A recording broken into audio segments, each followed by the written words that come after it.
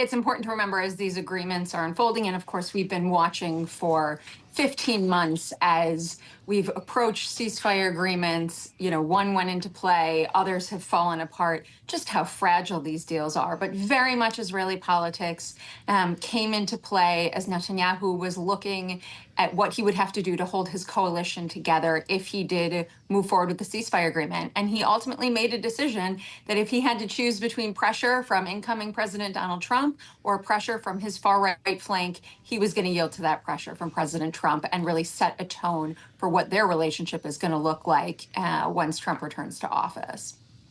When we consider phase one here, Carmiel, in this 6-week period of time, the 6-week truce, the deal calls for an extension, essentially, of the temporary ceasefire if a full and permanent truce is not agreed on at that point. How long could that keep rolling? Do you suspect this will be figured out in that 6-week time to have a permanent solution? Yeah. For the U.S. right now is very committed to bringing an end to this conflict, for this ceasefire to be exactly as you say, permanent. So of course it's being structured in 3 phases. Each phase will, whether or not the ceasefire is able to be made permanent, will depend on both Hamas and Israel meeting their obligations under each phase. In Israel, and frankly also for Hamas, the politics of this are very difficult. Part of the reason it was so difficult for Netanyahu to say yes is that, of course, he had promised to completely eliminate Hamas, not just eliminate Hamas from power, not just deplete Hamas's military, but eliminate them altogether, and that hasn't happened. And so one of the key concerns for Israelis, especially on the right, is that Hamas could return to power. And for others, it's this concern that there is no clear path forward for governance in the Gaza Strip. And so it's very hard to see how this becomes permanent, or when it does, what that actually looks like. Well, and Carmiel, I'm glad you raised this notion that Israel had said from the get-go its objective here was the elimination of Hamas, because just earlier this week when he was speaking at the Atlantic Council, outgoing Secretary of State Antony Blinken had this to say about what he described as potentially perpetual war. Let's listen. Each time Israel completes its military operations and pulls back, Hamas militants regroup and reemerge because there's nothing else to fill the void. Indeed, we assess that Hamas has recruited almost as many new militants as it has lost. That is a recipe for an enduring insurgency and perpetual war.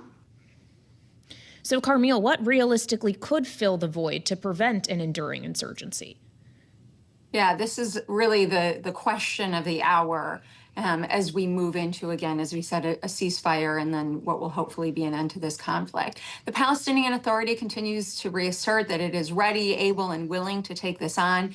The Israeli government is opposed to that, but hasn't put forward an alternative. The far right in Israel would like to see Israel maintain a presence in the Gaza Strip, both militarily and through settlements. But Netanyahu has also said that he's not willing to do that. And so what you have is the potential for a power vacuum that could lead to chaos and, again, the reemergence of Hamas, or frankly other more extremist groups within the Gaza Strip. There have been a lot of comparisons to Ronald Reagan and the release of the Iranian hostages coinciding with the inaugural. What are these optics going to look like when the first hostages are released? First of all, I think it's important to just note, the hostage agreement that was reached, as Biden has said repeatedly, was the agreement that the Biden administration put forward in May. What has changed is, of course, the politics, the dynamics on the ground. Israel's feeling that it has at least cleared out or retained some control over land that it can kind of address some of these issues. This has really been a triumph, I would say, of bipartisanship. We saw the Biden administration lay the groundwork, do the work that was necessary to make this possible, and then work in close partnership with the Trump administration to bring it over the edge. So I think that the Trump administration, of course, is going to be declaring victory. This is a great note for them to be coming into Washington this coming weekend, but at the same time really shows what continuity and cooperation can yield. Well, and when we consider the Trump administration and what they will now be dealing with in the Middle East as a result of this breakthrough and what caused the breakthrough, Carmiel, how much easier of a time potentially will they have navigating the relationship with Iran, which through its proxies has been itself weakened?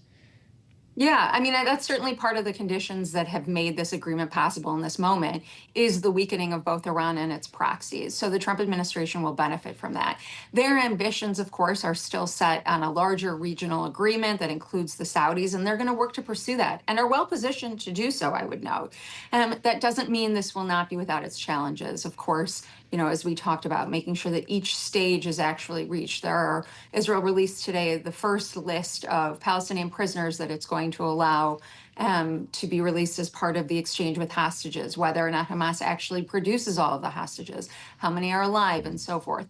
The details here are going to still be tricky for this administration. And I would expect there will still be friction points between Trump and Netanyahu and Trump and regional partners. So it will not be smooth sailing from here.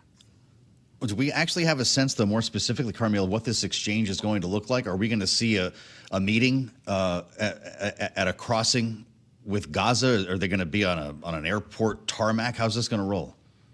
Yeah, so Israel spent today setting up essentially centers in 3 different border points to receive the hostages. So I would expect optics very similar from the Israeli side of the ceasefire agreement that was first reached, where you see, kind of trucks going in, picking up the hostages, reunions with families, and so forth.